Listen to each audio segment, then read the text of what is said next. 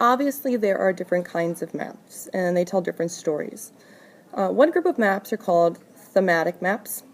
They focus on some sort of physical, cultural, or other criterion. And this type of map could have an environmental theme, it could have a cultural theme. It depends on the story that wants to be told. Notice this physical map. Physical maps highlight the land features and the water features. Sometimes they use color and shading to show relief. Relief is how flat or rugged the land is. And colors can be used to show elevation, the height of the area above sea level. If you look at this map of India, you'll have to look at the key on the right side, the bottom corner, to be able to understand the map. Now, anything in green is below 500 feet high above the sea. So that's most of the coast, because if you go to the coast of a country, usually you can walk right down to the ocean. Okay? There's not a cliff always right on the edge of the ocean. There's some sort of a beach, and you find that in India, parts of Pakistan and Bangladesh. Now, as the colors changed yellow to red, the land is getting higher. Okay? So there are parts of India where the land is very mountainous, in those dark red parts. And then anything that is in that sort of blue color, cerulean blue, is above 13,000 feet above sea level? And look at what's labeled on that map. What part of China is above 13,000 feet? Another thematic map is a political map. You've seen these maps before. They're very common in classrooms. They show the names and boundaries of countries. They might show you the capital city with a star next to it. They'll show you transportation routes sometimes, major roads. They'll identify major bodies of water, rivers, seas, and mountains. Here are two maps of Africa, both political maps. One is older than the other. The one on the left is older than the one on the right. I'm wondering, can you figure out which country in Africa, on the left side in that map, actually has broken up into more than one country that you can see in the map on the right? If you can figure it out, write it on your paper. Another thematic map here. We could have climate, vegetation, natural resources, population density, historical expansion, anything with a thematic map. Look at the map on the right of Africa. What does this map tell you about Africa? What is it dividing the country up into, according to that key? What's a word that you could use to sum up this map? Another thematic map. Here's a historical map.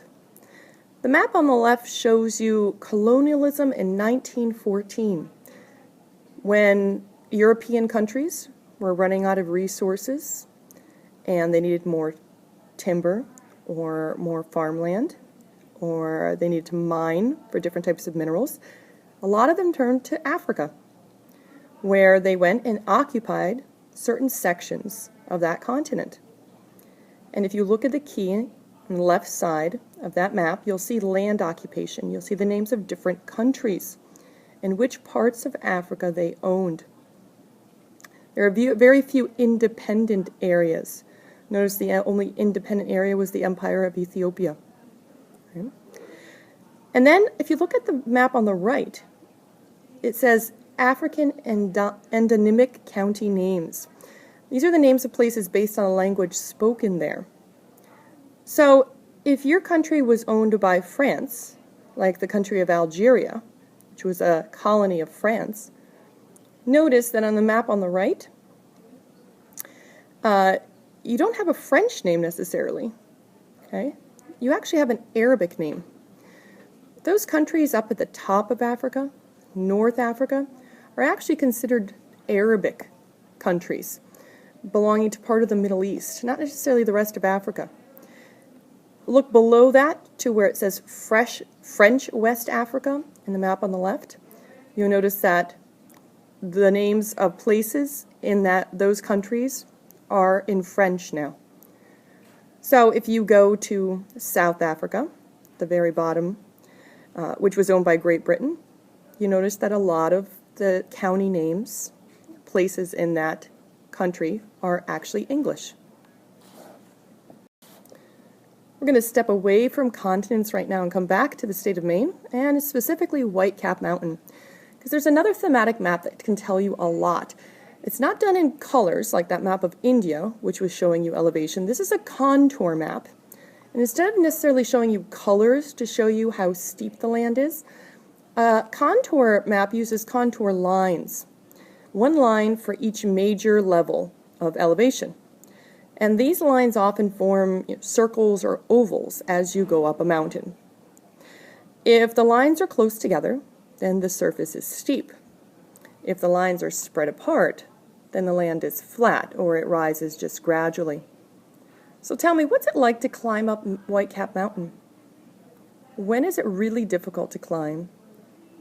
Is it flat on the top, or is it very steep on the top? Look at the map to figure it out. Here we have two different thematic maps. One is a biome map on the left side of Africa, and on the right side we've got a population density map. And I like to have these side by side because sometimes the places where most people live, are the places where the climate, the biome, is the nicest one. So looking at these two maps, something sticks out to me right away. I notice there are not a lot of people living in a certain part of Africa. And then I look at the biome map and I notice what that part of Africa actually is. So where in Africa do the least people live, and why do you think that is so?